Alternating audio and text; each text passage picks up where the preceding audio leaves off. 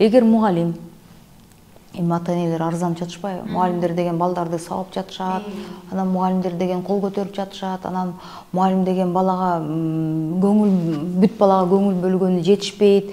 Менин балам билими жок, менин балам дагы эле тигини үйрөнө элек, буну үйрөнө элек деп. Ата-эненин талабы туура, бул мамлекет болгон тарап. Бирок ошол эле учурда мамлекет мугалимдин позициясын караш керек да. Мугалим деген бир класста 50 бала отурса, мугалим азыр жакшы болду, акысы көбөйттү. Бирок деген мугалим мектептен чыкканда дептерлерди текшерет, окуучуларын баа коет экен. Үйгө барып, ал деген 90% аялдар. Ал бирөөнүн жубайы, энеси, чоң апасы, балдар дагы үйдөгү жумуштарды карайт, тамак жашайт, эми жасайт. Анан бир топ үйдөгү жумуштар менен алек болот. Анан ишемби, жекшемби күнү бюрократиянын жанакында отчетторду жазат. Туура эмес?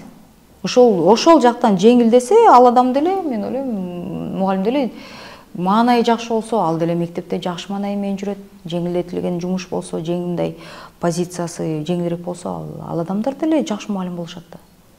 Шарт түзүп бериш керек деген сөз да. Ар бир нерсенин шарты болуш керек.